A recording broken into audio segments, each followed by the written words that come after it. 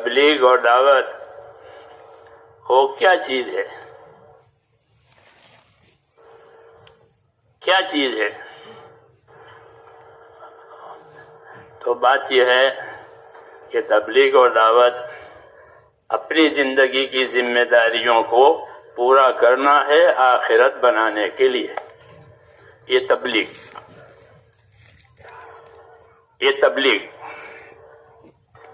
ہاں، کہ اپنی زندگی کی ذمہ داریوں کو پورا کرنا ہے، کس لیے؟ کہ آخرت بنانے کے لیے۔ یہی تبلیغ ہے کہ اللہ نے ہم پر کیا ذمہ داریاں ڈالی ہے، اس کو سمجھنا، سیکھنا اور پھر اس کو آخرت بنانے کے لیے پورا کرنا۔ نبیوں کی دعوت اور تبلیغ میں آخرت خاص چیز ہے۔ وَأَخْلَصْنَاهُمْ بِخَالِصَةٍ ذِكْرَ الدَّارِ، انبیاء کرام کے بارے میں یہ فرمایا کہ آخرت کے بارے میں ہاں یہ حضرات پوری طرح یکسو ہوتے ہیں، کچھ نہیں چاہتے دنیا سے۔ فرمایا میری مثال تو ایسی ہے کہ کوئی مسافر کہ جنگل میں جو سفر کر رہا ہے، راہگیر ہے، وہ کسی درخت کے سائے کے نیچے تھوڑی دیر بیٹھ جائے، سستا لے اور پھر اپنا راستہ لے۔ ایسا ہماری دنیا کا قیام ہے، یوں فرمایا۔ تو میں نے یہ عرض کیا آپ حضرات سے کہ بھئی تبلیغ دعوت کیا چیز ہے؟ کہ اپنی زندگی کی ذمہ داریوں کو پورا کرنا ہے آخرت بنانے کے لیے، کیونکہ ہر آدمی وہ آخرت کا مسافر ہے۔ جدہ کا مسافر جدہ کی طرف جائے گا، بمبئی کا مسافر بمبئی کی طرف جائے گا، تو ہی وہ مسافر ہے، ورنہ وہ بھٹکا ہوا ہے۔ جی ہاں، اس لیے آخرت کا مسافر کہ وہ آخرت کی طرف جائے گا، جہاں آخرت ہی اس کی اپنی جگہ ہے، پھر وہاں سے واپسی نہیں ہے۔ مسافر کی واپسی ہوتی ہے، چاہے دنیا کا سفر کرے کہ دین کا سفر کرے، پھر واپس آتا ہے۔ مدار کی زندگی نہ گزارنی ہے، اس جگہ کو بناؤ۔ حضور صلی اللہ علیہ وسلم اپنی دعا میں یہ مانگتے تھے، اللہم اصلح لی دینی الذی هو عصمت امری واصلح لی دنیای التي فيها معاشی واصلح لی آخرتی التي فيها معادی واجعل الحیاة زیادة لی فی کل خیر واجعل الموت راحة لی من کل شر۔ کہ اللہ میری دنیا سنوار دے، میری دنیا سنوار دے، کیوں کہ اس میں میری معاش اور میرا گزران ہے۔ ہر آدمی گزر رہا ہے تو صحیح سلامت گزر جاوے، کہ یہاں میرا معاش ہے، میرا گزارا ہے۔ پہلے تو کہا میرا دین سنوار دے، کہ میرے دین پر میرا سارا دار و مدار ہے۔ جی ہاں، کامیابی کا دار و مدار دین پر ہے۔ عصمت و امری، کہ میری کامیابی، میری حفاظت، یہ اس کا دار و مدار میری دین پر ہے، اس لیے میرا دین سنوار دے، میری دنیا سنوار دے کہ اس میں میرا گزران ہے، اور آخرت میری سنوار دے کہ وہ میرا ٹھکانہ ہے۔ یہ دعا مانگی ہے، دعا اس لیے مانگی ہے کہ ہم کو دعا سکھانی ہے۔ آپ صلی اللہ علیہ وسلم نے ہم کو دعائیں سکھائی ہے کہ اللہ سے کیا مانگو گے، چھوٹے بچے کی طرح نہیں ایک ٹافی مانگ لی ہو گیا کام۔ بچے ہوتے ہیں نا، ٹافی دے دی چلو، کہ نہیں، کیا مانگنا ہے وہ بھی سکھایا، کیا کرنا ہے وہ بھی سکھایا۔ معلم الناس الخیر، نبی کہ لوگوں کو خیر کی باتوں کو سکھانے والا۔ وَيُعَلِّمُكُم مَّا لَمْ تَكُونُوا تَعْلَمُونَ، ہمارا نبی تم کو وہ باتیں سکھائے گا جو تم نہیں جانتے ہو۔ یہ احسان ہے اللہ تعالیٰ کا۔ تو میں یہ عرض کر رہا تھا میرے بھائیوں کہ بھئی تبلیغ کیا ہے؟ تو آپ حضرات نے سمجھ لیا نا کہ ہاں کہ اپنی زندگی کی ذمہ داریوں کو اس طرح پورا کرنا ہے کہ ہماری آخرت بن جاوے، کہ آخرت اصل ہے۔ جی ہاں، اس کے لیے اللہ نے ہم کو دین کا راستہ دیا ہے۔ اور ہمارا دین جو ہے میرے دوستو کوئی وقتی نہیں ہے یا کسی خاص شعبے سے اس کا تعلق ہو، ایسا نہیں ہے، بلکہ زندگی کی ہر حالت سے اس کا تعلق ہے۔ زندگی کے ہر حالت سے دین کا تعلق ہے، کھانا ہو، پینا ہو، کمانا ہو، تندرستی ہو، بیماری ہو، جو حالت ہو، جو حالت ہو، اس حالت سے دین کا تعلق ہے، یعنی دین کی اس میں رہبری ہے۔ تندرستی میں کیا کرو گے، بیماری میں کیا کرو گے، غریبی میں کیا کرو گے، مالداری میں کیا کرو گے، سفر میں، حضر میں اپنوں کے ساتھ کیا برتاؤ کرو گے، غیروں کے ساتھ کیا برتاؤ کرو گے، اللہ سے کیا معاملہ رکھو گے، پوری رہبری ہے حیات میں، حیات سے لے کر کے موت تک کی پوری رہبری ہے۔ اس لیے دین سیکھنا اور دین سکھانا یہ زندگی کا سب سے ضروری کام ہے، سب سے ضروری کام، کھانے پینے سے بھی زیادہ ضروری کہ اپنے دین کو سیکھو، سیکھنے کی صلاحیت پیدا کرو، یہ ہم پر ذمہ داری ہے۔ سیکھنے کی صلاحیت پیدا کرو، سیکھنے سے غافل مت رہو، اپنا دین سیکھو، کیونکہ دین کی مثال ایسی ہے جیسے روشنی، اجالا، تو آدمی اجالے کا محتاج ہوتا ہے۔ جی ہاں، ضرورت ہے زندگی میں اجالا، اس کی سب سے زیادہ ضرورت ہوتی ہے، اور دوسری چیز جس کی سب سے زیادہ ضرورت ہوتی ہے وہ پانی کی ضرورت ہوتی ہے، کہ پانی کے بغیر گزارا نہیں ہے، اور روشنی کے بغیر آسانی نہیں ہے۔ جی ہاں، اس لیے دین روشنی بھی ہے، نور، اللہ کی طرف سے آیا ہوا نور ہے۔ وَأَنزَلْنَا إِلَيْكُمْ نُورًا مُبِينًا، ہم نے تمہاری طرف ایک خاص، ایک کھلا ہوا نور اتار دیا، یعنی قرآن شریف۔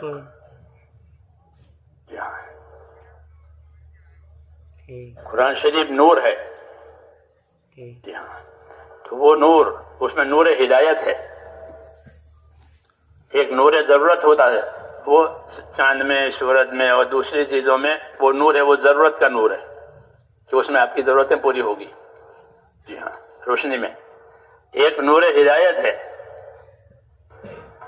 ہاں، وہ نور دل کو چاہیے، یہ روشنی آنکھوں کو چاہیے، کیونکہ یہ روشنی ہوگی تو آنکھیں کام نہیں کرے گی اندھیرے میں۔ ہاں، ایسے ہی دلوں کے لیے روشنی ہے، وہ نور ہدایت ہے جو رسول صلی اللہ علیہ وسلم کو دیا گیا ہے۔ وَأَنزَلْنَا إِلَيْكُمْ نُورًا مُبِينًا قَدْ جَاءَ إِلَيْكُمْ وَأَنزَلْنَا إِلَيْكُمْ نُورًا مُبِينًا، اور رسول صلی اللہ علیہ وسلم کو بھی اللہ تبارک و تعالیٰ نے نور دے کر بھیجا ہے، انہیں آپ کے طریقے، آپ کی سنتیں، آپ کی طرف سے جو ہدایتیں ملی ہیں وہ بھی نور ہے۔ سنت کا نور سب سے زیادہ ہے، سنت کا نور۔ اس لیے عادات میں، عبادات میں ہمیں سنت طریقے سکھائے گئے ہیں کہ عادات میں بھی سنت طریقے، کہ سیدھے ہاتھ سے اچھے کام کرو، ویسے کام دوسرے ہاتھ سے کرو۔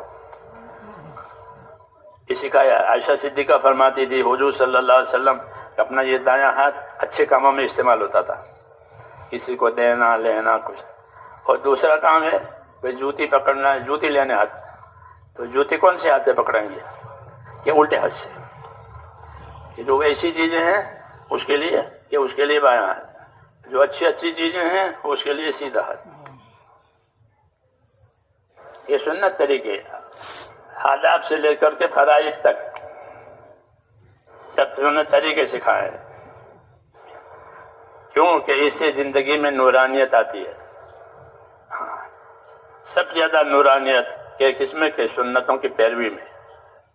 اس لیے حضور صلی اللہ علیہ وسلم کو اللہ تعالیٰ نے بھیجا ہے دو بڑی نعمتوں کے ساتھ. دو بڑی نعمتوں کے ساتھ بھیجا ہے، ایک ایمان ایک علم. ایک ایمان اور ایک علم. ایمان لا الہ الا اللہ محمد الرسول اللہ، یہ ایمان کا کلمہ ہے، کلمہ طیبہ ہے، اللہ سے تعلق کا کلمہ ہے، اللہ پر یقین، اللہ کی قدرت پر یقین، اس کے خزانوں کا یقین اس کلمے میں ہے. اور یہ کہ نفع کا، نقصان کا، عزت کا، ذلت کا، جتنے حالات ہیں ان تمام حالات کا مالک اللہ ہے. وہ تمام حالات اللہ کی طرف سے آئیں گے، اللہ کی طرف سے اٹھا لیے جائیں گے. جیسے موسموں کو اللہ لاتے ہیں، دن چھوٹے ہو گئے، آج کل رات بڑی ہو گئی، یہ حالت. اب اس کو اٹھا لیں گے، پھر دن بڑے ہو جائیں گے اور راتیں چھوٹی ہو جائیں گی. ایسے ہی جو انسانیت بچتی ہے ان کے حالات کبھی تنگ ہو جائیں گے، کبھی کھل جائیں گے. اب رات بہت لمبی ہے، آرام کرو، بہت لمبی. اس لیے کہا یہ لمبی لمبی راتیں ہیں، چھوٹے چھوٹے دن ہیں، کہ اس کو غنیمت باردہ بتایا کہ یہ غنیمت باردہ ہے، ٹھنڈی غنیمت. یعنی روزہ رکھو گے تو کوئی لمبا روزہ نہیں ہوگا، اور رات کو عبادت کرو گے تو بڑا موقع ملے گا اور کوئی دقت نہیں. گرمی میں دقت ہوتی ہے، رات کی بھی دن کی بھی، رات چھوٹی ہو گئی، دن لمبے ہو گئے، گرمی ہو گئی، طبیعت میں اضمحلال اور کمزوری آ جاتی ہے. گرمی کی وجہ سے اعصاب بھی کمزور ہو جاتے ہیں، اس میں نہیں ہوتے. جی ہاں، کہ غنیمت باردہ، روزہ رکھو گے تو وہ بھی ہلکا ہوگا، عبادت کرو گے تو بڑا موقع ملے گا رات میں. تو اللہ کی طرف سے حالات آتے ہیں، یہ کھول دیتے ہیں، حالات تنگ کر دیتے ہیں. اور حکمت یہ ہے کہ حالات کو اللہ تعالیٰ امتحان کے لیے لاتے ہیں.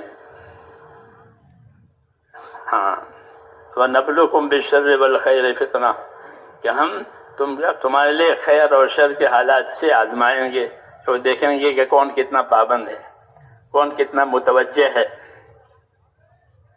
جی ہاں، کون کتنا متوجہ ہے مقصد کی طرف، کون کتنا پابند ہے مقصد پورا کرنے میں. یہ حالات میں رکھیں گے. پھر جب وہ صحیح اترے گا تو اللہ تعالیٰ اس کو اصل کام کا بھی بدلہ دے گا اور حالات کا بھی بدلہ دے گا. حالات کا بھی بدلہ دیں گے اور اصل کام کا بھی بدلہ دیں گے. یہ انعام ہے. بھئی حالات ٹھنڈے پانی سے وضو کیا ہے سخت سردی میں، کہ وضو کا بھی ثواب ہے اور ٹھنڈ کا بھی ثواب ہے. کہ سخت گرمی میں دوپہر کو مسجد دور تھی پھر بھی چل کر کے ظہر کی نماز پڑھی، گرمی میں چل کر کے. کہ ہاں، کہ گرمی میں چل کر کے گیا ہے اس کا بھی انعام ہے اور نماز کا بھی انعام ہے. جی ہاں، حالات کا بھی انعام، عمل کا بھی انعام. اس لیے ایمان والوں کے لیے حالات کہ اللہ کی طرف سے رحمت ہے. کہ ناگوار حالات آئے تو ناگوار حالات کا اللہ انعام دیں گے، اور ناگوار حالات میں جو کام کیا ہے اس کا بھی انعام دیں گے. اور اچھے حالات آئے کہ اچھے حالات میں شکر گزاری کی ہے. کیا ہے؟ اچھے حالات میں غفلت آ جاتی ہے، بے پرواہی آ جاتی ہے کہ اب تو حالات اچھے ہو گئے، کوئی پریشانی نہیں ہے، کھانے کے پینے کے سب حق. کہ نہیں، یہ بات نہیں ہے، بلکہ اچھے حالات شکر گزاری کے لیے ہوتے ہیں. ہاں، نبیوں کا یہی طریقہ ہے کہ وہ اچھے حالات میں شکر گزار ہوتے ہیں. سلیمان علیہ السلام کو اللہ نے بادشاہت دی ساری دنیا کی، اور دعا سے دی. کس سے دی؟ انہیں کوئی بادشاہت حاصل کرنے کے لیے کوئی الیکشن نہیں لڑنے پڑے ان کو. جی ہاں، لوگوں سے لڑائی نہیں لڑنی پڑی ملک حاصل کرنے کے لیے. جی ہاں، کوئی مروجہ طریقہ نہیں ملک لینے کے لیے، بلکہ محض دعا پر ان کو ساری دنیا کی بادشاہت دے دی۔ پرندوں پر ان کی بادشاہت ہے، جناتوں پر ان کی بادشاہت ہے، ہواؤں پر ان کی بادشاہت ہے۔ تو وہ کہتے تھے کہ یہ اللہ نے مجھے دیا ہے، لیکن اللہ مجھے دیکھے گا کہ میں اس نعمت میں شکر گزار ہوں کہ نہیں۔ اس طرح داؤد علیہ السلام پر بھی انعامات ہوئے ہیں۔ یہ دو نبی ہیں کہ جن پر انعامات ہوئے ہیں، دنیاوی اعتبار سے بھی بادشاہتیں دی اللہ نے ان کو۔ داؤد علیہ السلام کو بھی بادشاہت دی، ایسی بادشاہت دی کہ سارے بنی اسرائیل ان پر متفق ہو گئے، ورنہ بنی اسرائیل متفق نہیں ہوتے۔ کجروی ان کے اندر ہے، ان پر متفق ہو گئے۔ ہاں، ان کو بھی بادشاہت دی، ان کو بھی بادشاہت دی۔ تو وہ حضرات یہ کہتے کہ ہمارے امتحان ہے، اس میں ہم کیا کریں گے وہ اللہ دیکھتے ہیں۔ تو انہوں نے اس اچھے حالات میں اپنا کام بڑھا دیا، ورنہ تو اچھے حالات میں آدمی غافل ہو جاتا ہے، راحت لیتا ہے۔ جی ہاں، انہوں نے ایسا نہیں کیا، بلکہ داؤد علیہ السلام اپنے نبوت کے کام کے ساتھ، کہ ان پر زبور نازل ہوئی تھی، اس کی تبلیغ، اس کی دعوت، اس کی تعلیم، یہ اس کے ساتھ ساتھ انہوں نے اللہ کی طرف کا اپنا انہماک اور اللہ کی طرف مشغول ہونا بہت بڑھایا۔ حضور فرماتے تھے کہ داؤد جو اللہ کے نبی ہیں، ایک دن روزہ رکھتے تھے، ایک دن افطار کرتے تھے، ایک دن روزہ رکھتے تھے، ایک دن افطار کرتے تھے۔ ہاں، اور راتوں کے اوقات مقرر کر رکھے تھے عبادتوں کے۔ اور روزی کے لیے فرمایا داؤد اپنے ہاتھ سے کما کر کے کھانا کھاتے تھے۔ حالانکہ بادشاہ تھے، بیت المال بہت زیادہ تھا، اس میں سے نہیں کھاتے تھے، بلکہ اپنے ہاتھ کی کمائی سے کھاتے تھے، لوہے کا کام کرتے تھے، لوہار ہوتے، لوہے کا کام کرتے تھے، اس کمائی سے کھاتے تھے، بیت المال سے نہیں لیتے تھے۔ بیت المال لوگوں کے لیے، اپنے ہاتھ کی کمائی۔ کان یاکل بعمل یدہ، حدیث شریف میں کان یاکل بعمل یدہ، اپنے ہاتھ کی کمائی سے کھاتے تھے، بادشاہت بھی کرتے تھے، نبوت کا کام بھی کرتے تھے، عبادت بھی کرتے تھے۔ کیوں کہ اللہ نے حالات اچھے بنائے ہیں، حالات اچھے بنائے ہیں۔ تو حالات میں کیا کرنا ہے؟ کہ شکر کرنا ہے۔ شکر کا تقاضا تھا، شکر کا تقاضا تھا اللہ کی طرف سے۔ کیا تقاضا تھا؟ کہ اعملوا آل داود شکرا والقلیل من عبادی الشکور، اے داؤد کے خاندان والو، اپنی کارگزاری شکر والی بناؤ۔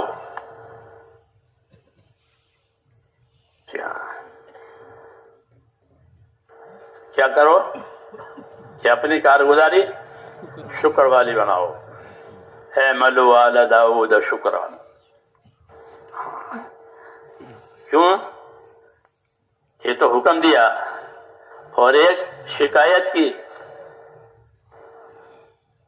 شکایت کیا کی؟ کہ وَقَلِيلٌ مِّنْ عِبَادِيَ الشَّكُورُ، میرے بندوں میں شکر گزار تھوڑے ہی ہیں۔ سرکاری رپورٹ، اس سے زیادہ سچی رپورٹ کیا ہوگی؟ کہ اللہ خود کہہ رہا ہے کہ میرے بندوں میں شکر گزار تھوڑے۔ یہ آگاہ کیا ہے اللہ نے، یہ چیزیں اتار کے کہ بھئی اچھے حالات میں شکر گزار بنو، میرے شکر گزار بندے تھوڑے ہی ہیں۔ جی ہاں، یہ بڑی دعوت ہے، بڑی تنبیہ ہے کہ میرے شکر گزار بندے تھوڑے۔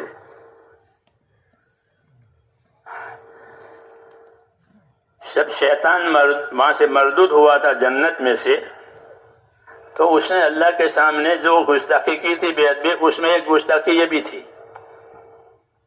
کہ میں آدم کی اولاد کو ایسا بہکاؤں گا کہ وہ تیرے شکر گزار بندے تھوڑے رہ جائیں گے، قلیلاً لا تجد، کہ شکر والے آپ تھوڑے ہی پائیں گے. یہ اللہ سے کہہ رہا تھا فلا تجد اکثرهم شاکرین، کہ آپ اولاد آدم میں اکثریت کو شکر گزار نہیں پائیں گے، ایسا بنا دوں گا.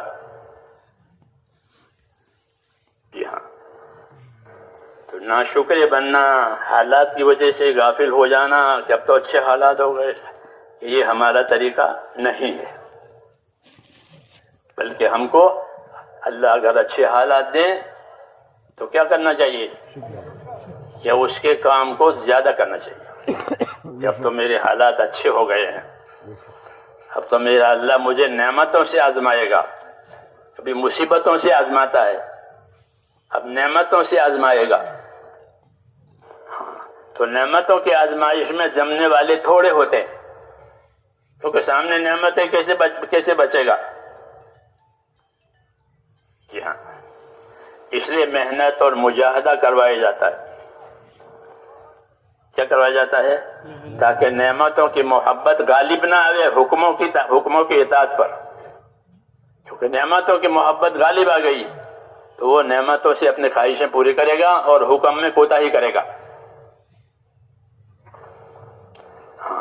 اس لیے محنت مجاہدہ کرایا جاتا ہے تاکہ وہ اپنی خواہشوں میں اعتدال پیدا کرے.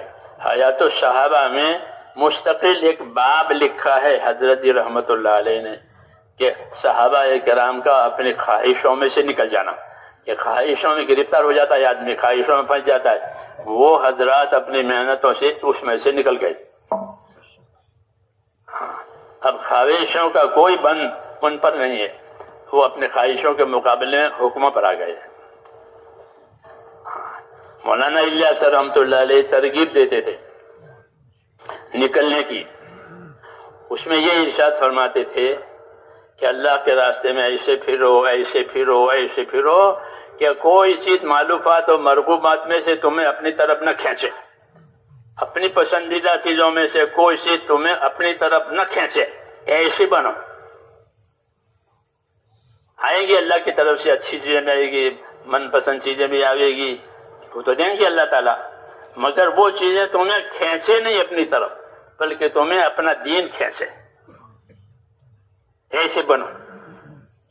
نعمتوں کو اللہ نے حرام نہیں کیا ہے، بلکہ نعمتیں ہمارے لیے ہے. جی ہاں، نعمتیں ہمارے لیے، لیکن اس میں اللہ کے حکموں کی رعایت کے ساتھ کرنے کے لیے اپنی تربیت کرنی پڑتی ہے.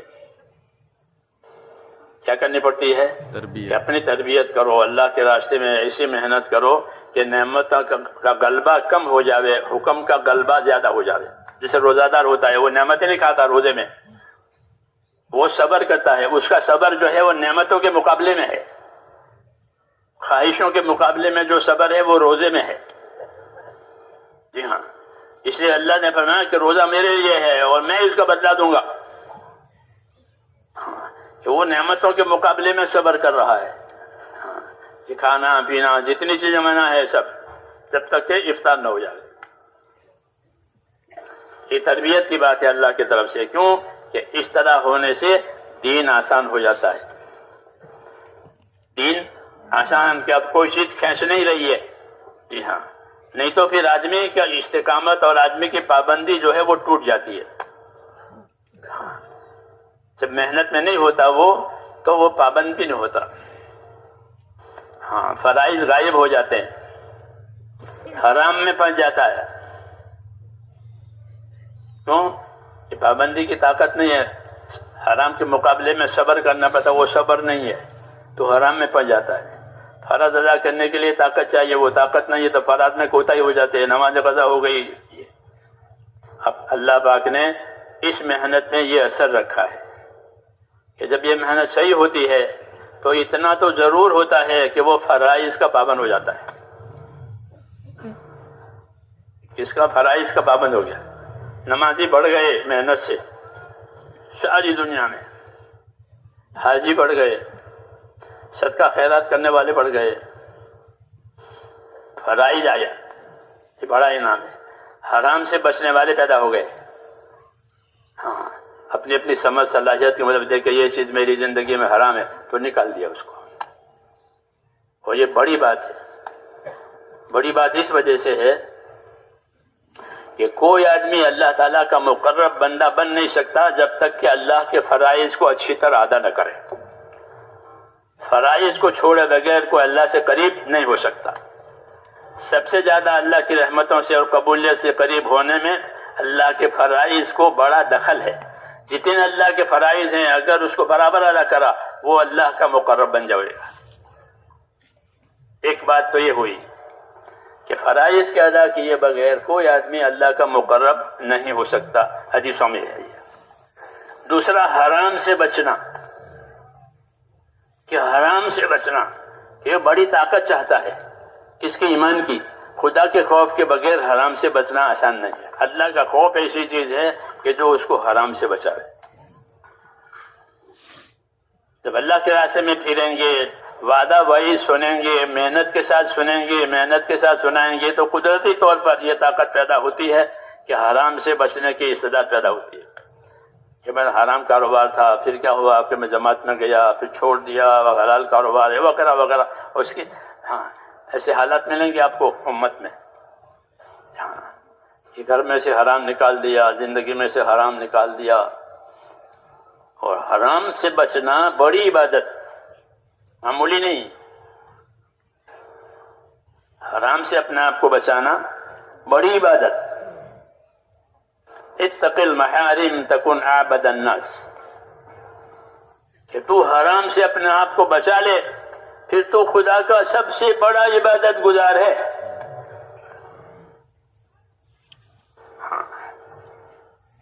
مختلف لائنوں کے حرام ہوتے ہیں، خالی شراب شوگر نہیں بلکہ مختلف لائنیں۔ اللہ کے محرمات، اللہ کے منع کی ہوئی چیزیں ہیں، ان سے بچنا ضروری ہے، ان سے دور رہنا ضروری ہے، تو اس کی طاقت پیدا کرنی پڑتی ہے۔ ہاں اللہ پاک نے ہم کو جو محنت دی ہے اس محنت میں اللہ نے یہ اثر بھی رکھا ہے کہ آدمی میں حرام سے بچنے کی طاقت پیدا ہوتی ہے، فرائض کے ادا کرنے کی طاقت پیدا ہوتی ہے۔ جی ہاں، یہ نعمت ہے اللہ تعالیٰ کی ایک۔ اس لیے میں نے کہا بھائی تبلیغ کیا کہ اپنی زندگی کی ذمہ داریوں کو پورا کرنا ہے آخرت بنانے کے لیے۔ اس لیے ان ذمہ داریوں کو سمجھنا اور سیکھنا، اتنے پر گزارا نہیں کر لینا ہے کہ میں نے وقت لگا دیا، بہت اچھا کیا وقت لگایا ہے۔ وقت لگانے سے کیا حاصل ہوا؟ صبح شام تک آدمی دکان میں بیٹھتا ہے، وقت دیتا ہے دکان کو تو دیکھتا ہے کیا کمایا، سال میں کیا کمایا۔ جی ہاں، محنت میں کیا ملا، تو اس محنت میں بھی ہمیں یہ دیکھنا ہمیں کیا ملا، کہ آخرت کا رجحان ہمارے اندر پیدا ہو جاوے۔ کیا پیدا ہو جاوے؟ آخرت کا رجحان۔ ہاں، اللہ تعالیٰ نے ہم کو آخرت کے لیے پیدا کیا ہے۔ ان الدنیا خلقت لکم وانکم خلقتم للآخرہ، یہ فرمایا کہ دنیا اللہ نے تمہارے لیے پیدا کر دی ہے اور کسی کے لیے نہیں پیدا کی۔ جناتوں کے لیے، جانوروں کے لیے دنیا نہیں پیدا ہوئی ہے، ہمارے لیے پیدا ہوئی ہے۔ اور صرف پیدا ہی نہیں کی ہے بلکہ پیدا کر کے دنیا کو ہمارے کام میں لگایا ہے۔ یہ کہا، یہ بھی بڑا کمال ہے کہ دنیا کو ہمارے کام میں لگا دیا۔ وَسَخَّرَ لَكُم مَّا فِي الْأَرْضِ جَمِيعًا، زمین میں جتنی چیزیں ہیں ان سب کو اللہ نے تمہارے کام میں لگا دیا، لوہا ہو، لکڑا ہو، جانور ہو، تمہارے کام کے لیے۔ جی ہاں، آسمان زمین سب آپ کے کام کے لیے، آپ کے لیے تابع ہیں، خدمت کے لیے، کوئی انکار نہیں گا۔ سمندر بھی آپ کے کام کے لیے۔ جی ہاں، وَسَخَّرَ لَكُمُ سمندروں کے راستے سے روزی کماتے ہیں، سمندر کے راستے تجارتیں ہوتی ہے، نوکریاں ہوتی ہے، سمندر سے مچھلی بھی نکالتے ہیں، موتی بھی نکالتے ہیں، کیا بڑے بڑے کاروبار، بڑے بڑے جہاز چلتے ہیں. کیوں کیا جائے گی؟ اس نے عبادت کا حکم دیا ہے، مدد کا وعدہ کیا ہے، دعا کا حکم دیا ہے، قبول ہونے کا وعدہ کیا ہے.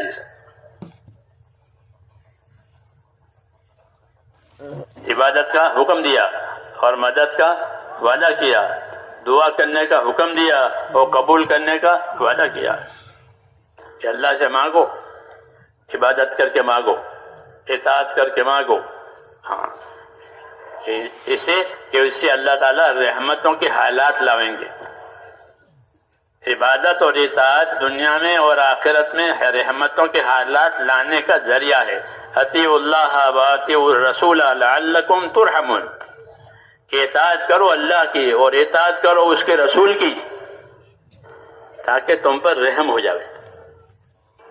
تو رحم کے اسباب یہ ہے دنیا میں بھی اور آخرت میں بھی، کہ ایمان اور ایمان کی غرض اور غایت کہ ایمان اللہ تعالیٰ نے اطاعت کے لیے دیا ہے کہ اللہ پر ایمان لا کر اس کے تابعدار اور اطاعت کرنے والے بنو. وما ارسلنا من رسول الا لیطاع باذن اللہ، کہ ہم نے جب کبھی دنیا میں کوئی رسول بھیجا ہے تو اس کے بھیجنے کی کوئی وجہ نہیں سوائے اس کے کہ وہ اللہ تعالیٰ کے بندوں کو اللہ کی اطاعت کی طرف لاوے. کیونکہ اطاعت کے بغیر جنت نہیں ملے گی.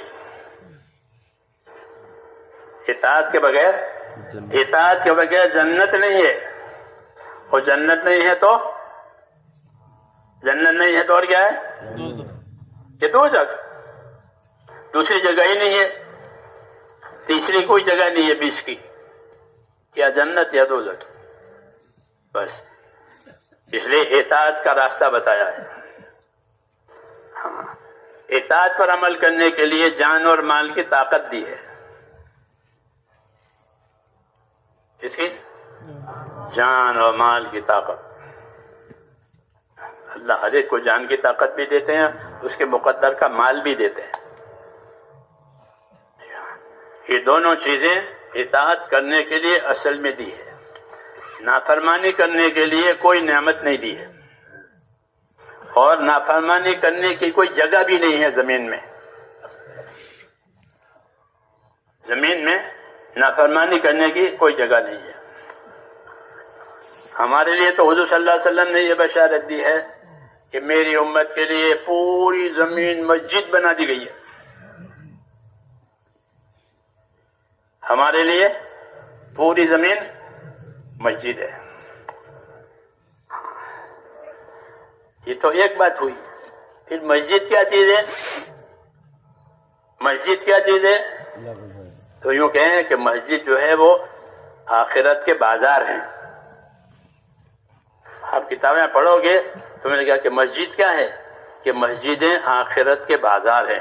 دنیا میں لوگ بازار میں جاتے ہیں، اپنی حاجت راحت کی چیز لے آتے ہیں کہ بھائی اس کی ضرورت ہے، اس کی راحت کے لیے ضرورت ہے. کبھی راحت کی وجہ سے لاتے ہیں، کبھی ضرورت کی وجہ سے لاتے ہیں. ہاں، تو بازار میں سے چیزیں راحت ضرورت کے لیے لائی جاتی ہے. تو مسجد میں سے اپنے راحت ضرورت کا سامان لے لو. تو مسجد میں ایمان ہوتا ہے، مسجد میں عبادت ہوتی ہے، مسجد میں اخلاق ہوتے ہیں. جی ہاں، مسجد کا یہ موضوع ہے. تو ہمارے تو ساری زمین مسجد، جہاں چاہو نماز پڑھ لو. پانی نہیں ہے تو اسی زمین میں تیمم کر لو. ہاں، تو ساری زمین کو اللہ پاک نے مسجد بنایا. تو گویا ہماری زندگی مسجد والی. کیا والی؟ مسجد والی. مسلمان کی زندگی مسجد والی. ہاں، کہ وہ صبح سے شام تک اور شام سے صبح تک وہ اللہ کے اطاعت اور عبادت میں رہتا ہے، اور اس کو عبادت اور اطاعت کے طریقے بتائے ہیں. ان طریقوں پر عمل کرنے کی وجہ سے وہ چیز عبادت بن جاتی ہے. اس لیے ان طریقوں کا سیکھنا ضروری قرار دیا. حضور صلی اللہ علیہ وسلم ایمان اور علم لے کر آئے ہیں کیا لے کر آئے؟ ایمان اور علم. ایمان سے اللہ رسول سے تعلق. پھر اس تعلق کا کیا حق ہے؟ ہر تعلق کے حقوق ہوتے ہیں. ہر تعلق کے حقوق ہوتے ہیں. بیوی سے تعلق ہے تو بیوی کا حقوق ہے. اولاد سے تعلق ہے تو اولاد کے حقوق ہیں. زمین جائیداد سے تعلق ہے تو اس کے حقوق ہیں. ہر تعلق حقوق مانگے گا. تو اللہ رسول سے بھی تعلق ہے کہ ہاں کہ اللہ کی عبادت کی جائے گی اور رسول صلی اللہ علیہ وسلم کی تابعداری کی جائے گی اس عبادت میں. یہ حق ہے. حضرت معاذ رضی اللہ تعالیٰ عنہ سے حضور نے پوچھا کہ معاذ آپ کو معلوم ہے اللہ کا کیا حق ہے؟ کہ مجھے کیا معلوم، آپ بتائیں گے. ہاں تو فرمایا کہ اللہ کا حق یہ ہے کہ اسی کی عبادت کی جائے گی، اس کے ساتھ کسی کو شریک نہیں کیا جائے گا. تو زندگیوں کو عبادت بنانا اور اپنی رہائش کو مسجدیں سمجھنا، جی ہاں، تاکہ اس سے آخرت بنے. تو میں نے کہا کہ آخرت بنانے کے لیے اللہ نے ایمان دیے اور پھر اس ایمان کے حقوق پہچاننے کے لیے اللہ نے نبی صلی اللہ علیہ وسلم پر علم اتارا. کیا اتارا؟ نبی پر علم اترتا ہے. وہ علم رہبری کرتا ہے زندگی کے مختلف حالات میں کہ اب کیا کرنا ہے، اب کیا کرنا ہے، کس چیز سے بچنا ہے، کس چیز کو کم کرنا، کس چیز کو زیادہ کرنا، کس نیت سے کرنا، کس طریقے سے کرنا. یہ نبی کی رہبری ہوتی ہے. اس میں علم کی رہبری. اس علم کا ہونا زندگیوں میں فرض ہے. اس نے کہا کہ علم سیکھنا ہر مسلمان پر فرض ہے. جو چیز اس پر فرض ہوئی اس کا علم فرض ہو گیا. نماز فرض ہوئی تو نماز کا علم فرض ہو گیا کہ نماز کیسے صحیح ہوگی، نماز کیسے بگڑے گی، نماز کی کیا فضیلت ہے، نماز پڑھوں گا تو کیا ملے گا. اس یقین کے ساتھ، اس ترتیب کے ساتھ نماز پڑھے. مالدار ہو گیا. کیا ہو گیا؟ مالدار ہو گیا. یہ زکوٰۃ کا علم فرض ہو گیا. زکوٰۃ دینی ہے، کتنی دینی ہے، کس کو دینی ہے، کب دینی ہے، کس مال سے دینی ہے، یہ فرض ہے. زمانے کے رواج کے مطابق کوئی کام کر لینے سے وہ عمل نہیں بنتا، وہ رواج بنتا ہے. اللہ کا حکم ہو، نبی کا طریقہ ہو، نیت میں اخلاص ہو، اس سے بنتا ہے عمل. اس سے عمل بنتا ہے. نہیں تو رواج پر کچھ نہیں ملتا. رواج میں غفلت ہوتی ہے. تو جو چیز ہم پر میرے دوستو فرض ہو جائے اس کا علم فرض ہے. نہیں تو وہ جہالت سے ادا کرے گا، وہ قابل قبول نہیں ہے. ایک عرضی بھی آپ غلط لکھ لاؤ تو وہ رد کرے گا. یہ صحیح نہیں ہے، ٹھیک کر کے لاؤ. کاؤنٹر والا یوں کہ کیوں کہ وہ عرضی غلط لکھی ہے. تو غلط چیز کی کوئی قیمت ہوتی نہیں ہے. اس لیے اپنے عمل کو سنبھالنے کے لیے ہم کو اللہ تعالیٰ نے علم دیا ہے اور اپنے عمل کی قدر کرنے کے لیے فضائل کا علم دیا اور عمل کو صحیح کرنے کے لیے مسائل کا علم دیا تاکہ ہم دونوں کو سیکھ کر کے اپنے عمل سے اپنی آخرت بنائیں. دوسری بات ہے کہ ہماری زندگی سب کی ملی جلی ہے. جی ہاں، انسان ایسی مخلوق ہے کہ پیدا ہوتے ہی اس کے تعلقات پیدا ہو جاتے ہیں. پیدا ہوتے ہی اس کے تعلقات پیدا ہو جاتے ہیں. حیوانوں کے تعلقات نہیں پیدا ہوتے، انسانوں کے تعلقات پیدا ہوتے ہیں.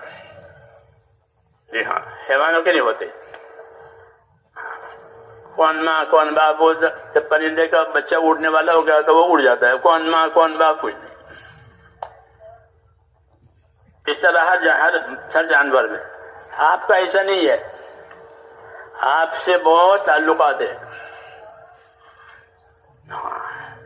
بہت تعلقات. اس لیے ان تعلقات میں کیسے رہو گے اس کا علم دیا ہے. کیونکہ آدمی تعلقات کے بارے میں یا تو ظالم بنے گا، کیا بنے گا؟ یا ظالم بنے گا، یا محسن بنے گا یعنی احسان کرنے والا بنے گا، دونوں میں سے ایک بات ہوگی، یا کم سے کم بچنے والا بنے گا، یہ تیسرا کہ نہ کسی پر احسان ہوا نہ کسی پر ظلم ہوا، اپنی حفاظت کر لی، یہ بھی غنیمت۔ ہاں اس لیے ہم کو علم دیا ہے، جی ہاں، کہ اپنا اللہ کی مخلوق کے ساتھ کیسے رہو گے۔ تو دو باتیں بنیادی بتائی مخلوق کے بارے میں، مخلوق کے بارے میں دو باتیں بنیادی بتائی۔ وہ دو باتیں بنیادی کیا ہیں؟ ان اللہ یامر بالعدل والاحسان، یہ بنیادی بات ہے مخلوق کے ساتھ، کہ اللہ نے حکم دیا ہے تم کو کہ کس چیز کا؟ کہ انصاف کرنے کا، احسان کرنے کا، کہ مخلوق کے ساتھ کیسے رہو گے؟ کہ مخلوق کے ساتھ انصاف سے رہیں گے۔ کیسے رہیں گے؟ انصاف کے ساتھ، یعنی جو چیز اپنے لیے پسند کرو گے وہی دوسروں کے لیے پسند کرو گے، جو چیز اپنے لیے ناپسند کرو گے وہ دوسروں کے لیے ناپسند کرو گے۔ کہ جب تو ایسا بن گیا کہ جو چیز اپنے لیے پسند کرتا ہے وہی بھائی کے لیے پسند کرتا ہے، یا جو اپنے لیے ناپسند کرتا ہے وہ اپنے بھائی کے لیے ناپسند کرتا ہے، تو مومن ہو گیا۔ ہاں تو مومن ہو گیا۔ یہ انصاف کا درجہ ہے کہ جو چیز اپنے لیے پسند کرو وہی دوسروں کے پسند کرو، جو چیز اپنے لیے ناپسند کرو دوسروں کے لیے ناپسند۔ یہ کیا ہوا؟ کہ انصاف۔ اعدلوا اقرب للتقوی، انصاف کرو کہ یہ تقوی کا جو ہے وہ انصاف جو ہے تقوی سے قریب ہے، کہ اس سے آدمی متقی بنتا ہے، جتنا متقی ہوگا اتنا انصاف کرنے والا ہوگا۔ ہاں کہ اس کو اندر ڈر ہے کہیں کسی کی طرف سے میرے اوپر کوئی نہ ہو جاوے، اس لیے جو اپنے لیے پسند کرے گا وہ دوسرے پسند کرے گا۔ یہ عام مخلوق کے ساتھ ہے، جانوروں کے ساتھ بھی، کہ جانوروں پر ان کی طاقت سے زیادہ بوجھ نہ ڈالو، ان کا حق ادا کرو۔ حدیثوں میں مولانا دھانی نے تو باقاعدہ ایک کتاب لکھی ہے جانوروں کے حقوق کے بارے میں، کہ ان کے حقوق ہیں، پالو جانور کوئی حرج نہیں، لیکن ان کے حق کی ادائیگی کے ساتھ، کیونکہ دنیا حق ادا کرنے کی جگہ ہے، آخرت بدلہ پانے کی جگہ ہے۔ جو حق ادا کر کے جائے گا وہ بدلہ پائے گا۔ کتے کو بھی پانی پلا دے تو جنت میں جاوے۔ جی ہاں، تو ایک حکم ملا ہے انصاف کرنے کا، کہ انصاف کرنا بہت بڑی عبادت ہے، کہ انصاف کرنے والا حاکم اللہ کے عرش کے سائے کے نیچے ہوگا، اور انصاف کرنے والے حاکم کی دعائیں قبول ہوتی ہے، جیسے روزہ دار کی افطار کے وقت میں قبول ہوتی ہے، اس کی دعا قبول ہوتی ہے کہ اللہ کا مقرب بندہ ہو گیا۔ کیوں؟ یہ انصاف سے رہتا ہے، انصاف کر کے لوگوں کے حقوق کی حفاظت کراتا ہے۔ ہاں یہ تو مخلوق کے ساتھ کیسے رہو گے؟ کہ انصاف کے ساتھ، جو اپنے لیے پسند کریں گے وہ دوسروں کے لیے پسند کریں گے، جو اپنے ناپسند کریں گے وہ دوسروں کو ناپسند۔ اور اس سے اگلا حکم کہ احسان کرنے کا حکم ہے، کہ انصاف کے ساتھ احسان کرو، یعنی اپنی طرف سے ان کو فائدہ پہنچاؤ اور ان سے کوئی فائدہ مت لو۔ فائدہ دے کر فائدہ پہنچانا یہ تجارت ہے، وہ تو ہے ہی دنیا میں، پیسے دو شکر لے لو، آپ کو شکر چاہیے کہاں کہ پیسے لو، پیسے دیے شکر مل گئی، پیسے دیے دودھ مل گیا، متاجرہ، پیسے دو مال دو پیسے لو، ایک شکل ضرورت پورا کرنے کے لیے۔ لیکن جو حقوق کی ادائیگی کے لیے احسان کرو، دوسروں کو معاف کر دو۔ کیا کر دو؟ معاف کر دو۔ معاف کرنا احسان ہے، بدلہ لینا جائز ہے، معاف کرنا احسان ہے، کہ معاف کرنا سیکھو، معافی دو لوگوں کو، درگزر کرو، اپنے سینوں کو صاف رکھو معاف کر کے۔ تو معاف کرے گا تو سینہ صاف ہو جائے گا، اب دل میں کچھ نہیں ہے، معافی ہو گئی، احسان۔ ایسے ہی اپنی جان مال سے دوسروں کو نفع پہنچاؤ، ان سے نفع کی امید مت رکھو۔ یہ مخلوق کے ساتھ انصاف کے ساتھ رہنا، احسان دو طریقے سے ہوتے ہیں، دینی بھی دنیاوی بھی۔ دنیاوی احسان تو مشہور معروف ہے، بھائی کھلاؤ پلاؤ، ضرورت مند ہے ضرورت پوری کرو، تکلیف میں ہے تو اس کی تکلیف دور کرو، یہ ہے، اس کا رواج ہے دنیا میں۔ اور دینی احسان، کہ دین احسان ہے کہ اس کے ساتھ احسان کرو اور اس کو دین سکھاؤ، دین سے دور ہے تو دین پر لاؤ، دین سے دور ہے بھائی تو کیا کرو کہ اس کو دین پر لاؤ، یہ اس کے ساتھ احسان ہے، یہ اس کے ساتھ احسان ہے کہ سمجھا بجھا کر اس کا اکرام کر کے نرمی سے اس کو دین کے راستے پر ڈال دیا، کہ یہ بڑا احسان کیا، اس کو دوزخ سے بچایا۔ کس سے بچایا؟ خدا نے کہا بے دینی ہوتی تو وہ دوزخ میں چلا جائے گا، اب اس کو دوزخ سے نکالا۔ یہ نبیوں کا کام ہے کہ وہ لوگوں کو دوزخ سے بچاتے ہیں۔ حضور فرماتے تھے کہ یار تمہیں کیا ہو گیا، میں تمہاری کمر پکڑ کر کے بچاتا ہوں دوزخ سے، تم ہے کہ میرے ہاتھ سے چھٹک جاتے ہو۔ تو دوزخ سے بچانا سب سے بڑا احسان ہے کہ لوگ دوزخ سے بچ کر کے جنت کے راستے پر آ جائیں، اس سے بڑا کوئی احسان نہیں۔ حضور صلی اللہ علیہ وسلم کو اس احسان کی تعلیم دی ہے اور آپ نے ہم کو اس احسان کی تعلیم دی ہے کہ لوگوں کو دوزخ سے بچاؤ، ایمان سکھا کر، اعمال سکھا کر، اخلاق سکھا کر، ان کے حق میں دعا مانگ کر، ان کے لیے ہدایت کی دعا مانگو، ان کے لیے ہدایت کی دعا مانگو، کہ دعا مانگنا بھی احسان ہے۔ جیسے حضرت عمر کے لیے دعا مانگی، حضور صلی اللہ علیہ وسلم نے حضرت عمر کے لیے دعا مانگی۔ حضرت عمر تو آپ کو قتل کرنا چاہتے تھے، تو قتل کرنے والے کے لیے دعا مانگی اور وہ دعا ان کے حق میں قبول ہو گئی۔ ہاں، ورنہ مخالف تھے کہ مخالفت زیادہ شدید نہیں ہے، مخالفت یہ چیز زیادہ مشکل نہیں ہے، مخالفت والا تو سدھر جائے گا۔ ضدی آدمی کے لیے مسئلہ مشکل ہے، مخالف نہیں ہے، ضدی ہے، عناد کہتے ہیں اس کو، کہ جس کی طبیعت میں عناد اور ضد ہوگی کہ اس کا سنورنا مشکل، وہ نامراد ہوگا، اس کو ہدایت فائدہ نہیں دیتی کیونکہ وہ ضدی ہے۔ تو خواب کل جبار عنید، کہ جتنے زبردست ضدی ہیں یہ سب نامراد ہوں گے۔ چنانچہ جتنے نامراد ہوئے ہیں وہ اس بیماری سے نامراد ہوئے ہیں۔ ابو جہل ہوا، ابو لہب ہوا اور دوسرے اسلام کے ہر زمانے میں، کہ ان کی ضد ان کو نامراد بنائے گی۔ ہاں، شیطان کی ضد ہے سب سے زیادہ، ہاں، کہ وہ تو قیامت تک لعنت ہی میں ہے وہ۔ ورنہ کہ مخالف ہے کہ کوئی بات نہیں، مخالف تو آ جائے گا، اس کو ماحول ملے گا، اس کے ساتھ احسان ہوں گے، اخلاق ہوں گے، تو اللہ تعالیٰ اس کی مخالفت کو دوستی سے بدل لے گا۔ اس کے لیے احسان اور اخلاق کی صفت دی ہے کہ احسان اور اخلاق کی صفت جب مسلمان میں آ جائے گی تو وہ اپنے دشمن کو دوست بنائے گا۔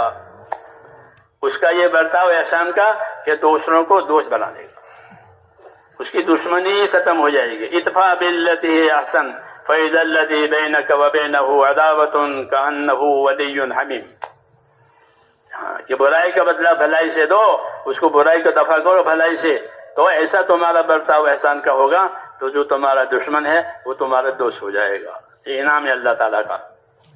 جی ہاں، کہ محبت پیدا ہو جائے گی، اور محبت ایمان کی برکات میں سے ہے کہ جب ایمان پھیلتا ہے تو محبتیں پھیلتی ہے۔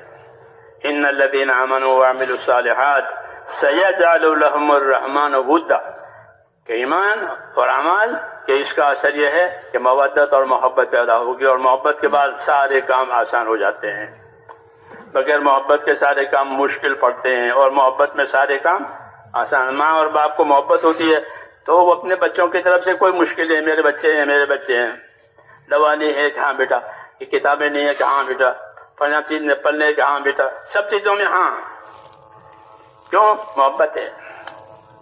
تو اللہ نے وعدہ کیا ہے کہ محبت کی فضا ایمان اور عمل سے ہوگی۔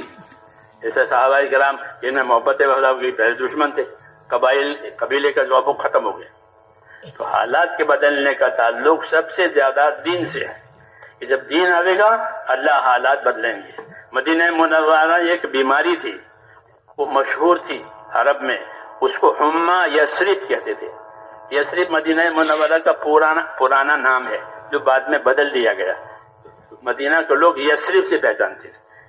اس کا ترجمہ اچھا نہیں ہوتا تو اس کو بدلا گیا. تو اس جاہلیت کے زمانے میں اس بخار کو کہتے تھے حما یثرب.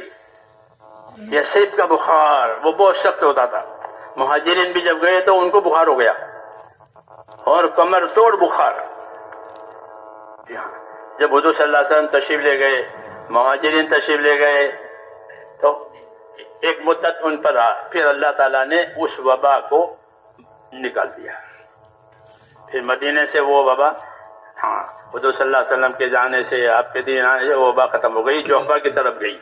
خواب میں کسی نے دیکھا کہ عورت ہے اور بکھرے ہوئے بال ڈراؤنی شکل سے بری طرح جا رہی ہے جوفا کی طرف. جوفا جگہ ہے ابھی بھی ہے. تو کیا ہوئی تعبیر کہ اس کی تعبیر یہ ہے کہ مدینے میں جو بلا تھی بیماری کی وہ گئی. مدینے کی آب و ہوا صاف ہو گئی. تو اللہ تعالیٰ نے یہ مثالیں قائم کی ہیں کہ اللہ تعالیٰ دین کی برکت سے سارے حالات کو ٹھیک کرے گا. کبھی دیر سویر ہوگی لیکن رحمت کے حالات جو بنیں گے وہ دین پر بنیں گے. اطیعوا اللہ واطیعوا الرسول لعلکم ترحمون. سب کے لیے اطاعت میں آ جاؤ, اللہ کی اطاعت میں آ جاؤ, اللہ کے نبی کی, کہ پھر تمہارے اوپر رحمتیں ہوگی. اگر اطاعت کی عمومی فضا بن گئی تو اللہ تعالیٰ عمومی فضاؤں میں رحمتیں لاویں گے اور ان کے کام بنائیں گے, ان کے مسائل آسان ہو جائیں گے رحمتوں سے. ہاں رحمت والا راستہ بنانے کے لیے محنت کا ذمہ دار امت کو بنایا ہے. اس لیے میں نے عرض کیا کہ تبلیغ کیا ہے کہ اپنی زندگی کی ذمہ داریوں کو اس طرح پورا کرنا ہے کہ جس سے ہماری آخرت بنے. وہ ہے, اس کو نہیں بھولنا چاہیے کہ ہم کو آخرت بنا کے دنیا میں زندگی گزارنی ہے. بھول بھی ہو جائے گی, گناہ بھی ہو جائے گا, تو بھول سے اور گناہ سے آخرت بگڑتی نہیں ہے. ہاں بلکہ اس کے سدھارنے کا ہم کو راستہ بتایا. ہاں کوئی اپنی بات پر اڑ جاوے گناہ پر کہ اس کی آخرت جائے گی. اڑا نہیں ہے, گناہ ہو گیا ہے کہ بندہ ہے, اسے گناہ تو ہو جائے گا, لیکن اللہ کو یہ پسند ہے کہ گنہگار اللہ سے معافی مانگا کرے. تو اللہ اس کی معافی مانگنے کو پسند کرتے ہیں. اللہ خود معاف کرنے والے ہیں. اللہ کا ایک نام ہے عفو کہ معافی دینے والا, اور معافی مانگنے والے کو پسند کرتے ہیں, معافی مانگنے والے سے محبت کرتے ہیں. تو اللہ نے معافی کا دروازہ بھی رکھا ہے, عمل کا دروازہ بھی رکھا ہے. ان دونوں کے مجموعے سے اللہ تعالیٰ جو ہے دنیا کے حالات بھی ٹھیک کریں گے, آخرت کے حالات بھی ٹھیک کریں گے. لیکن ہم کو اپنی ذمہ داری پوری کرنے کا ذمہ دار بنایا ہے کہ ہم سے مدد مانگو اور ذمہ داری پوری کرو. ہم سے مدد مانگو اور ذمہ داری پوری کرو. استغاثہ ہوگا تو استجابہ ہوگا. استغاثہ کہتے ہیں اللہ سے فریاد کرنے کو. کیا کرنے کو؟ اللہ سے فریاد ہے. اللہ سے فریاد کی ہے کہ اللہ تعالیٰ فریاد رسی کریں گے, یعنی تمہاری فریاد کو دور کریں گے. اسے حکم ملا ہے کہ دعا بھی کرو, اور دعا کرنے کا حکم دیا ہے اور قبول کرنے کا وعدہ کیا ہے. اس لیے ہم اپنے کام کے لیے اپنی محنت کو, نبی صلی اللہ علیہ وسلم کے طریقوں کو, اس کو ملحوظ رکھتے ہوئے پھر دعا بھی مانگیں گے. کہ دعا مومن کا ہتھیار ہے. دعا کیا ہے؟ کہ دعا مومن کے واسطے اللہ نے ایک ہتھیار دیا ہے. مسافر کو, جنگل میں جانے والوں کو اپنے پاس کچھ ہوتا ہے, لکڑی ہوتی ہے, ایک ہتھیار. کوئی بات پیش آ گئی تو ہتھیار ہوتا ہے. تو حالات کا مقابلہ کرنے کے لیے دعاؤں کا ہتھیار دیا ہے کہ تمہارے پاس حالات آئیں گے تو کیا کرو کہ دعا مانگیں گے. کہ بیماری آئی تو یونس علیہ السلام نے دعا مانگی تو بیماری اچھی ہو گئی. اور کہ فرعون کے ظلم ہوئے تو موسیٰ علیہ السلام نے دعا مانگی. کہ اولاد نہیں ہے تو زکریا علیہ السلام نے دعا مانگی. تو دعاؤں سے بڑے بڑے مسئلے حل کروائے نبیوں نے. اس کے قصے قرآن پاک میں, اس کے قصے قرآن پاک کے دعاؤں سے اللہ نے بڑے عیسیٰ علیہ السلام نے آسمان سے دسترخوان اتروایا دعا مانگ کر کے. ان کے ساتھیوں نے کہا تو آسمان سے دسترخوان اترا. تو دعاؤں سے اللہ نے بڑے بڑے کام کیے ہیں. کہ جب دین کی محنت اور دعا ہوگی تو بس یہ ایسا ہو گیا کہ کھیتی بھی کی، پانی بھی دیا، کھاد بھی دیا کہ بعد اب فصل ہونے والی ہے، اب فصل آنے والی ہے۔ ایسے ہی ہم نے کام کیا، پھر دعا مانگی کہ اب قبولیت آنے والی ہے۔ اس لیے نبیوں کے ہاں اپنا دین کا کام اور پھر اپنے گناہوں کی معافی کے ساتھ اللہ سے دعائیں مانگنا۔ ہر کام کے لیے دعا مانگو، ہر کام کے لیے دعا مانگو۔ ہاں، یہ دعا مانگنے سے تمہارے مسئلے حل ہو جائیں گے۔ نبیوں کے پاس دعا ہوتی تھی، اپنا کام ہوتا تھا، دعا ہوتی تھی، اپنا کام ہوتا تھا۔ ہاں، کہ کوئی بے کسی آئی کہ بے کسی میں دعا مانگی۔ ہاں، نوح علیہ السلام نے دعا مانگی، یا اللہ اتنے سال ہو گئے کوئی میری سنتا نہیں، بڑی بے کسی ہے، انی مغلوب فانتصر، میں مغلوب ہو گیا ہوں، میں دبا دیا گیا ہوں، اب تو بدلہ لے لے۔ تو اللہ نے بدلہ لے لیا۔ موسیٰ علیہ السلام دعا مانگی، پھر ان سے ڈر کر آئے تھے، بھاگ کر کے مصر سے، راستہ بھول گئے، مدین کے راستے پر آ گئے، راستہ بھی نہیں ہے، مسافر ہے، کھانا بھی نہیں ہے، تو اب بھی دعا مانگی، رب انی لما انزلت الی من خیر فقیر، اے اللہ یہ میں سال میں ہوں، تیرے طرف سے جو بھی خیر آئے آج مجھے اس کی ضرورت ہے۔ تو دعا پر ان کے سارے مسئلے ہو گئے۔ ہاں، یہ دعا پر ٹھکانہ ہو گیا۔ شعیب علیہ السلام کے گھر چلے گئے، ان کی بیٹی سے شادی بھی ہو گئی، نوکری بھی مل گئی۔ پردیش میں جاب چاہیے نا، جاب، یہ پردیش میں جاب چاہیے۔ ہاں، وہاں تو کوئی خاندان ہے نہیں، تو لوگ پردیش جاتے ہیں، جاب تلاش کرتے ہیں، تو اب ان کو جاب بھی مل گیا۔ ہاں، کہ تم ہماری بکریاں چراؤ گے 20 منٹ بعد۔ ہاں، کتنے سال کے؟ 8 سال۔ ہاں، تو 8 سال کی گارنٹی ہو گئی۔ اس سے آگے کہ بیوی بھی مل گئی، کہ شعیب علیہ السلام نے اپنی بیٹی کا نکاح بھی کر دیا، پھر آخر میں نبوت بھی مل گئی، اور کیا چاہیے؟ ہاں، وہاں سے فارغ ہو گئے تو اللہ نے نبوت دے دی۔ احسان، یہ دعا مانگی، رب انی مغلوب فانتصر، بڑی زبردست دعا ہے۔ پریشان ہے، رب انی لما انزلت الی من خیر فقیر، موسیٰ علیہ السلام، رب انی لما انزلت الی من خیر فقیر، یہ مانگو، بے کسی سے نہ گھبراؤ، اللہ سے مانگو، رب انی لما انزلت الی من خیر فقیر، اللہ جو خیر آج تیری طرف سے آئے مجھے اس کی ضرورت ہے۔ تو پھر اللہ اس خیر سے محروم نہیں کرتے۔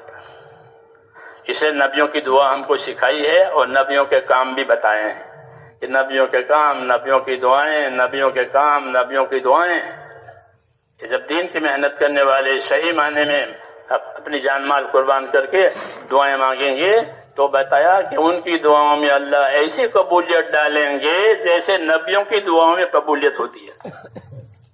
بشارت ہے، نبی نہیں بنیں گے، صحابی نہیں بنیں گے، لیکن دعا میں قبولیت کا انعام مل جائے گا۔ جی ہاں، یہ بشارت ہے اللہ کی طرف سے۔ اس لیے میرے بھائیوں، اپنی ذمہ داری پوری کرنے کے لیے اللہ سے مدد بھی مانگنے ہیں کہ ہم ذمہ داری پوری کر پائیں، ورنہ اللہ کی مدد کے بغیر کیسے پورا ہوگا؟ اس لیے دعا سیکھنی ہے، اور موقع کی دعائیں یاد کر کے وہ مانگتے رہنا ہے، اور تقاضے کے مطابق اپنے آپ کو عمل پر بھی ڈالنا ہے، اس سے انشاءاللہ آخرت بن جائے گی۔ تو اس کے لیے تیار ہیں انشاءاللہ۔